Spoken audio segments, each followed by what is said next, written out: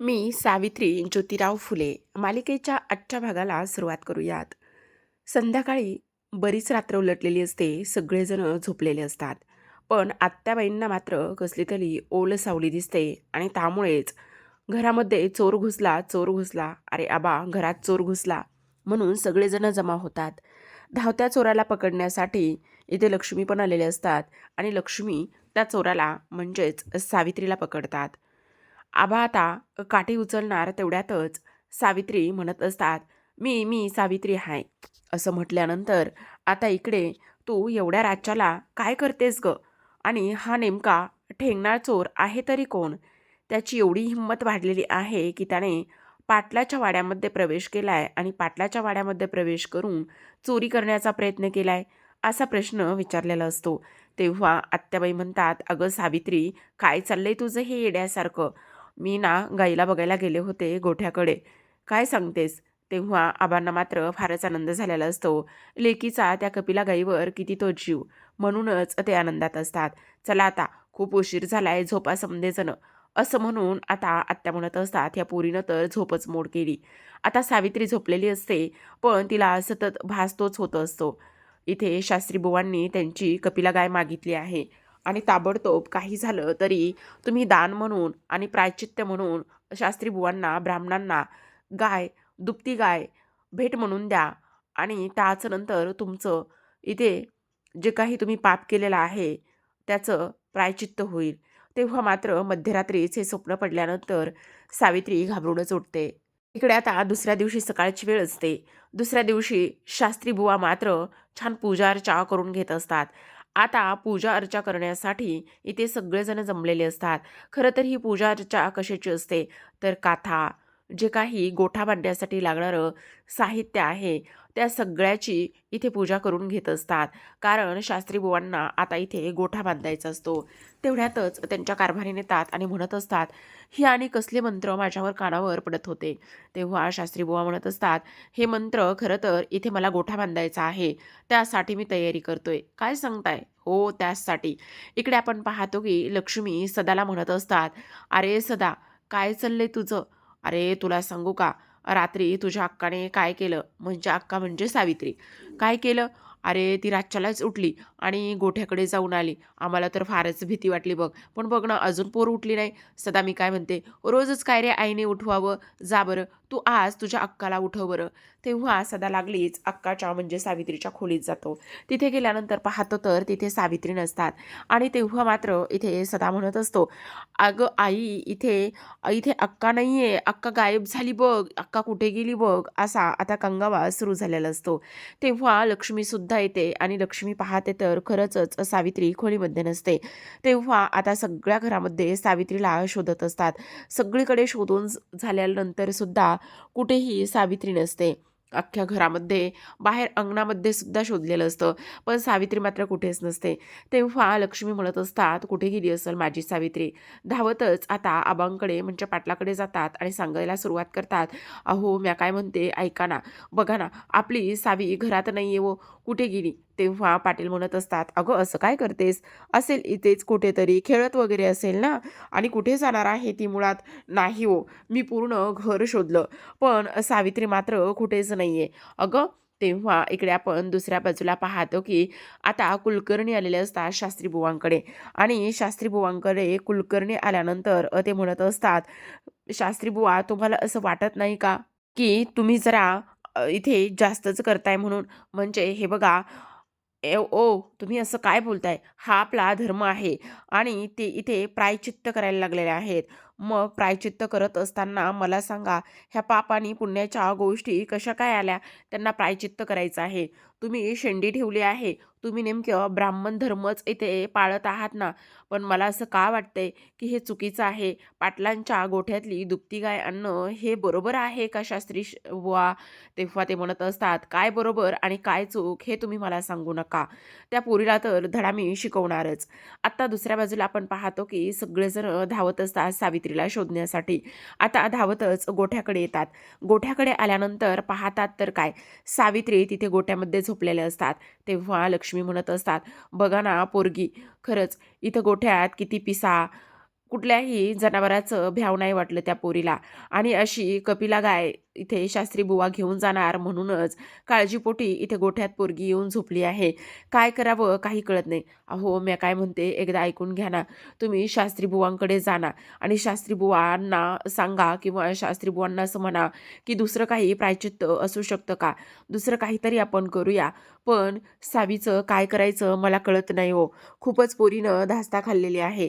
की आपण तिला आता तिची कपिला गाय इकडे देणार आहोत शास्त्री बुवांना म्हणूनच. तेव्हा पाटील म्हणत असतात, "हो लक्ष्मी, मी बघतो एकदा शास्त्री बुवांशी बोलून काय म्हणतायत आणि काय नाही ते. पण मला नाही वाटत शास्त्री बुवा मानतील म्हणून. पण बघा ना, काय करायचं पोरीचं? आपल्या पोरीचा कपिलावर फारच जीव आहे बघा आणि त्याचमुळे पोरगी अशा अशा पद्धतीने हे सगळं काही करायला लागलेली आहे बघा." असं सुद्धा आता इकडे ते बोलत असतात. त्याचवेळी आपण पाहतो की इकडे आता लक्ष्मी रडायला लागलेली असते आणि सावीच्या कपाळावरच मुका घेते आणि म्हणत असते, "ग माझं ते गोड गुणाचं लेकरू, खरंच कसं झालेलं आहे. सावी बाळा उठ बरं, उठ बरं," असं म्हणत असतात. आता पाटलांनी ठरवलेलं असतं की शास्त्री बुवांची जाऊन भेट घ्यायची. दुसऱ्या बाजूला कुलकर्णी मात्र शास्त्री बुवांचं हे म्हणणं आहे ते खोडून काढत असतात. तर इकडे आता त्यांच्या जे काही कारभारीण आहे त्यांना फार आनंद होत असतो. कारण फायनली त्यांच्या गोठ्यामध्ये गाय येणार असते. हे बघा, आपल्या गोठ्यामध्ये गाय आणण्यासाठी तुम्ही हे सगळं काही करताय, पण हे कितपर्यंत बरोबर आहे तेच मला कळत नाही. त्यावर आता लगेच इकडे शास्त्री बुवा म्हणतात, "अहो कुलकर्णी, तुम्ही शेंडी ठेवली ना, मग शेंडी ठेवली ती कशासाठी ठेवली बरं? हे बघा, तुम्हाला ज्या काही गोष्टी वाटतायत ना त्या अगदी बरोबर नाही येतं. दानधर्म करणं हे शास्त्रात लिहिलं आहे आणि त्यांनी केलेल्या चुकीचं प्रायश्चित्त हे त्यांना करावंच लागणार आहे. त्यात मी असं काय चुकीचं करून घेतोय?" तेव्हा मात्र इथे कुलकर्णींना समजत असतं, की शास्त्री बुवा हे फक्त आणि फक्त इथे पाटलांच्या विरोधात जात आहेत. अहो, पण ती पाटलांच्या गोठ्यातली गाय आहे. असू देत ना मग. पाटील दुसरी गाय आणेल की त्याच्या पोरीसाठी. इकडे आता सगळेजण जेवणासाठी बसलेले असतात. खरं तर प्रेक्षकांनो पहा ना, म्हणजे प्रत्येक गोष्ट तुम्ही पहा. म्हणजे त्यावेळेला कोणताही मोठा देखावा नव्हता. अगदी साधे, सरळ कपडे असो, राहणीमान असो, घरं असो, त्याचसोबत त्यांच्या अक्षरशः जेवणाची मोजकी भांडीसुद्धा असो. किती नीटनेटकं, किती सुख आणि समाधान होतं. तर आता आपण पाहतो की सावित्रीच्या पुढ्यात सुद्धा ताट वाढून ठेवलेलं असतं. तेव्हा अक्का म्हणत असतात, "अगे, बघतेस काय? जेव ना पटापटा." तेव्हा मात्र सावित्री म्हणत असतात, "नाही, मला जेवायचं नाहीये."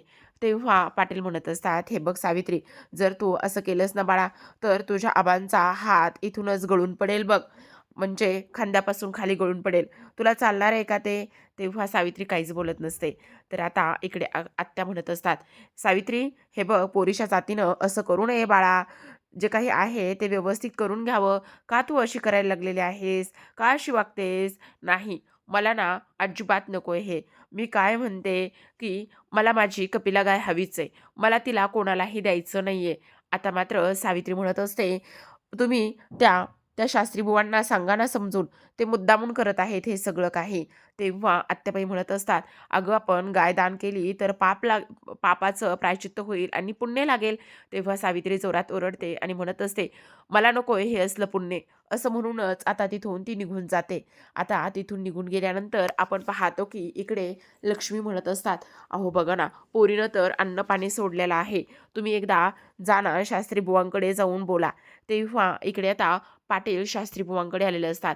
तेव्हा शास्त्री बुवा म्हणत असतात, "नाही, प्रायश्चित्ताचं एकच कारण आणि एकच हे होऊ शकतं आणि ते म्हणजेच की फक्त आणि फक्त इथे गाय. गाय द्या आणि प्रायश्चित्त करा पाटील. आणि काय हो तुम्हाला काय कमी आहे? एक गाय दिल्यानं काय फरक पडणार आहे?" "नाही हो शास्त्री बुवा, तसं नाहीये. पण त्याचं काय आहे ना, पोरीनं फारच गोष्टी मनावर घेतल्यात बघा. म्हणजे बघा ना, पोरीनं अन्न-पाणी सोडलंय.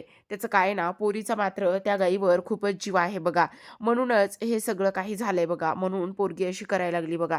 अहो, मी काय म्हणतो, दानधर्म करणं हे कोणाच्या नशिबी असतं. अहो, दान करावं तर फक्त आणि फक्त कर्णासारखंच. तुम्हाला काय सांगावं? अहो, मला सांगा, नाही पण शास्त्री बुवा, तुम्ही बघा ना, दुसरा काही उपाय असेल तर हवं तर 4 पोती धान्य घ्या किंवा पोथीमध्ये बघा ना, आणखी काही इथे प्रायश्चित्त करण्याचा वेगळा काहीतरी पैलू असेल तर. तेव्हा मात्र इथे शास्त्री बुवा म्हणत असतात, "नाही ना, एकदा नाही तर 4-4 वेळा पोत्या चाळून झाल्या, पण काहीही इथे पर्याय आणि उपाय मिळाला नाही. तो म्हणजे एकच उपाय आणि तो म्हणजे की इथे गाईला दान करणं. अहो, मी काय म्हणतो, गाय दान करा, कितीतरी पटीनं तुम्हाला पुण्य लागेल पाटील. असं काय करताय तुम्ही? अहो, कितीतरी लोकं दान करतात आणि आमच्यासारख्या ब्राह्मणांना दान करणं म्हणजे हे खूप मौलाचं आहे बघा. तुम्ही अजिबात विचार करू नका. पोरीला काय कळतंय? पोरगी नेमकी आहे, जाणती आहे. अहो, पण तुम्हाला सांगू का, त्या पोरीकडून काय पाप झालेलं आहे. अहो, ती राधा तिची खेळातली सवंगडी हो. मग तिच्यावर राज्य होतं आणि तिचं राज्य घेण्यासाठी तिनं मरू नये एवढीच तिची इच्छा होती. तिनं सती जाऊ नये एवढीच तिची इच्छा होती हो. तिच्याकडून नेमकेपणाने झालेलं आहे हे. तेव्हा आता पुन्हा एकदा शास्त्रीबुवा म्हणत असतात, तिच्याकडून नेमकेपणाने झाले ना, मग तुम्ही प्रायचित्त करा ना जाणतेपणाने आणि जाणतेपणाने प्रायचित्त करून गायदान करा. बापरे बाप प्रेक्षकांनो! खरंच पूर्वीचे ब्राह्मण म्हणजे ना, आता तुम्हीच बघा ह्या शास्त्री बुवावरून तुम्हाला काय वाटतंय ते. दुसऱ्या बाजूला आपण पाहतो की नणंद आणि भावजई इथे आता उडदाची डाळ भरडत असतात आणि तेव्हा त्या म्हणत असतात, "आज आपण उडदाच्या डाळीचं गुट्ट करू का?"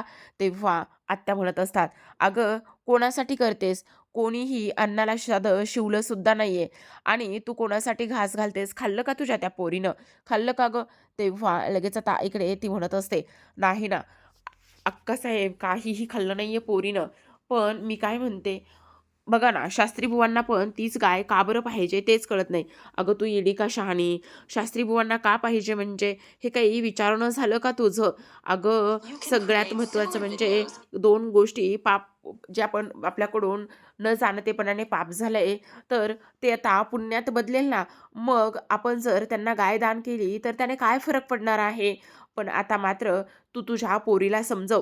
तेव्हा लक्ष्मी म्हणत असतात, "आत्यासाहेब, तुम्हाला माहिती ना, सावी समजण्यासारखी आहे का? आणि तुम्हाला वाटतं का, की ती काही गोष्टी समजून घेईल म्हणून? ते तर शक्यच नाहीये. ती अजिबात कसलंही आणि काहीही समजून घेणार नाही, हे सुद्धा तेवढंच आहे बघा." दुसऱ्या बाजूला आपण पाहतो, की इकडे आता सावित्री गोठ्यामध्ये आलेल्या असतात आणि सावित्री गोठ्यामध्ये आल्यानंतर इथे गायीशी बोलत असतात. म्हणत असतात, "काय गं कपिला, तू आता शास्त्री बुवांकडे जाणार आहेस. तुला तर आज असं वाटत असेल ना, की आज कुठला सण नाही, आज ना पोळा आहे, ना बेंदूर आहे, तरीसुद्धा मी तुला इतका चारा आणि इतकं सगळं काही का बरं खायला घालते. ह्या गोष्टी तुला वाटत असतील ना, पण तुला सांगू का, तू आता शास्त्री बुवांकडे जाणार आहेस. मग तू माझी आठवण अजिबात काढू नकोस. तिकडे माझ्या नावाने ओरडायचं नाही हां. आणि तसंही तुला जर माझी आठवण आली, तर तू काय करशील? पण मला तर तुझी फार आठवण येईन बघ कपिला. कसं आहे ना, तिकडे शास्त्री बुवांच्या गोठ्यामध्ये व्यवस्थित चारा खायचा, व्यवस्थित राहायचं. काय कळलं ना कपिला?" असं ती म्हणत असते. तेवढ्यातच तिथे सदा येतो आणि म्हणत असतो, "ए अक्का, काय गं तू काय कपिलाशी गप्पा मारतेस की काय? तुला असं वाटतं का की ती कपिला तुझ्याशी बोलत असेल म्हणून?" तेव्हा सावित्री म्हणत असते, "हो तर, ती माझ्याशी बोलते आणि तुला रे काय कळणार आमच्या दोघींची भाषा?" "होय, होय," लागली सांगायला. "जनावरे, मुकी जनावरे कुठे आपल्याशी बोलतात का? तुला नाही माहिती. तिची भाषा मला कळते आणि माझी भाषा तिला कळते. तू गप्प बस गं आणि काही कळत नाहीये तिची भाषा तुला आणि माझी भाषा तिला म्हणे." "अरे त्याचं काय ना, आज ना माझी कपिला इकडे शास्त्री बुवांकडे जाणार आहे ना, त्यामुळे मला फारच वाईट वाटतंय. मला तिची खूप आठवण येईन रे." असं इकडे ती आता सदाला सांगू लागते. दुसऱ्या बाजूला आपण पाहतो की इकडे आता पाटील म्हणत असतात, "काय गं लक्ष्मी, सावी कुठं आहे?" तेव्हा लक्ष्मी म्हणत असतात, "आहे गोठ्यामध्ये, गायीशी बोलते." खरं तर इकडे आज कपिला जाणार आहे ना शास्त्रीबुवांकडे, त्यामुळे तिच्याशी गप्पा मारतीये. तेव्हा पाटील म्हणत असतात, "म्हणजे आता किती नाही म्हटलं तरीसुद्धा पोरीनं मनाची तयारी केली म्हणायचं. आता बघूया काय होतंय तर." असं म्हणून पाटील आतमध्ये जायला लागतात. तेवढ्यातच दारामध्ये शास्त्रीबुवा आलेले असतात आणि शास्त्रीबुवा आल्याबरोबर पाटलांना आवाज देतात. तेवढ्यातच सगळेजण पाटलांकडे पाहतात.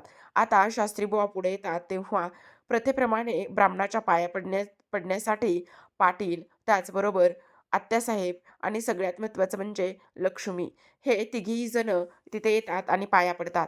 आता तिकडे गाय ओरडलेली असते, म्हणजे हंबरलेली असते आणि गायीचा हंबरडा ऐकता क्षणी इथे शास्त्रीबुवा म्हणतात, "आलो, आलो, तुलाच न्यायला आलो."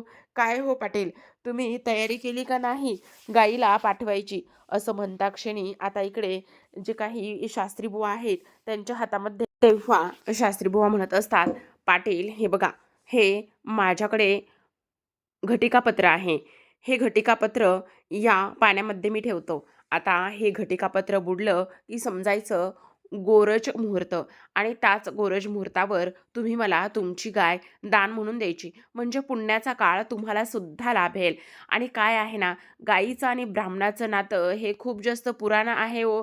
गायी आणि ब्राह्मणांना गायी दान करणं म्हणजे खूप जास्त पुण्य कमवणं हेच होतं बघा.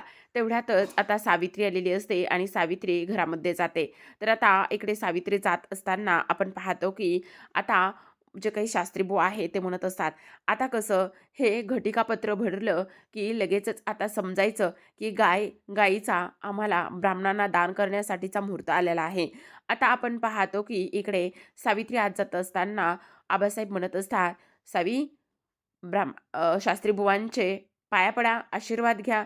तेव्हा लगेच आता सावित्री शास्त्री बुवांच्या पुढे येते आणि नमस्कार करत असते. तेव्हा शास्त्री बुवा म्हणत असतात, "सुखी राहा." पण आता सावित्री म्हणतात, "तुम्ही माझी कपिला गाय घेऊन जाणार असाल, तर मी कशी सुखी राहणार आहे?" असं म्हणून रागातच आतमध्ये निघून जातात. तेव्हा लगेच आता पाटील म्हणत असतात, "शास्त्री बुवा, असू द्या हो, लहान आहे." तेव्हा शास्त्रीबुवा म्हणत असतात, "असू द्या हो, न्यानती पोर आहे. मी काही तिचं एवढं फार मनावर घेत नाही बघा." "असू द्या हो पाटील, अहो लहान पोर आहे ती. तिला अजून दानाचं महत्त्व कळलं नाही." खरं तर जेव्हा तिला दानाचं महत्त्व कळेल, तेव्हा मात्र तिला सुद्धा आनंदच होईल आणि तिला सुद्धा जेव्हा जाण येईल, तेव्हा दानाचं महत्त्व कळेल. अहो दान करावं कोणी, तर ते कर्णानं. कोण तो सिद्धिराजा आणि दुसरा कोण तो रघुराजा. स्वप्नात हरिश्चंद्रानं राज्यदान केलं आणि सत्यातही आणलं आणि म्हणूनच त्यांची कीर्तिमान आजही. इकडे आता दानधर्माचं महत्त्व शास्त्रीबुवा सांगत असतात आणि शास्त्रीबुवांनी दानधर्माचं महत्त्व सांगता क्षणी तिघांनी सुद्धा नमस्कार केलेला असतो. तेवढ्यातच गाईचा हंबरडा पुन्हा आलेला असतो. आता सावी धावतच बाहेर येते. तेव्हा आत्याबाई म्हणत असतात, "काय गं सावे, कुठं निघालीस?" तेव्हा सावित्री म्हणत असतात, "आत्ता गाय हंबरडीला तिला पाणी पाजायला चालले. तिचा हंबरडा मला ऐकायला आला." तेव्हा सगळेजण तिच्याकडे पाहतच असतात. तर पाटील म्हणत असतात, "जा, जाऊन पाणी पाज." तेव्हा सावी धावतच जाते आणि पाणी पाजते आणि तिथेच गोठ्यामध्ये एका बाजूला बसलेली असते. तेव्हा सदा तिथे येतो आणि म्हणत असतो, "काय गं सावे, काय झालेलं आहे? का रडतीयेस?" तर इकडे आता घटिकापत्र भरत आलेलं असतं. तेव्हा सावी म्हणत असते, "अरे, शास्त्रीबुवा आलेले आहेत गाय घेऊन जाण्यासाठी." आणि तेव्हाच सदाचं लक्ष इकडे उभे असलेल्या ह्या तिघांकडे जातं. आता जे पाण्यामध्ये घटिकापत्र ठेवलेलं असतं, ते मात्र भरत आलेलं असतं. आणि तेव्हा आता लगेच शास्त्री बुवा म्हणत असतात, "बघितलं, भरलेलं आहे घटिकापत्र. आता चला, गाईची पूजा करूया. गाईची पूजा केल्याबरोबर आता मुहूर्त लगेचच होईल आणि त्यानंतर तुम्ही ती गाय आम्हाला दान करा." असं आता ते म्हणत असतात आणि त्याचसोबत इथे शास्त्री बुवांना फारच आनंद झालेला असतो. तर आता आजच्या भागामध्ये एवढंच. उद्याचा भाग पाहूया. उद्याच्या भागामध्ये आपण पाहतो की इकडे आता सावित्री रडत असते आणि सावित्री रडत असताना आता सदा म्हणत असतो, "अगं अक्के, अगं अक्के, बघ शास्त्री बुवा आणि ते सगळेजण इकडे यायला लागलेले आहेत."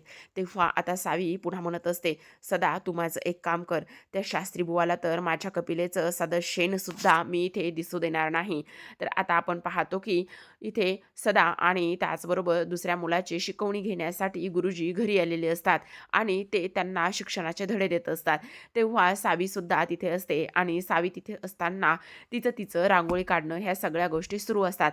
पण सावीचं लक्ष त्या गुरुजींकडे जातं आणि तेव्हा आता इकडे गुरुजी येतात आणि म्हणत असतात, "सावित्री, मी काय म्हणतो, तू जरा थोडा वेळ आतमध्ये जातेस का?" तेव्हा सावित्री म्हणत असते, "मी का जाऊ आतमध्ये? मला तर माझी रांगोळी काढायची आहे. मी कुठेही जाणार नाहीये." असं स्पष्टपणे सावित्रीने सांगितलेलं असतं. पण आता गुरुजींना इथे त्या मुलांना शिक्षणाचे धडे द्यायचे असतात आणि त्याचमुळे इथे ते सावित्रीला म्हणत असतात, की आतमध्ये जा म्हणून. आणि तेव्हा आपण पाहतो, की तिने स्पष्टपणे नाही म्हणून सांगितलेलं असतं. तर आता शेवटी गुरुजी लक्ष्मीला म्हणत असतात, "वहिनी, मी काय म्हणतो ऐकून घ्या.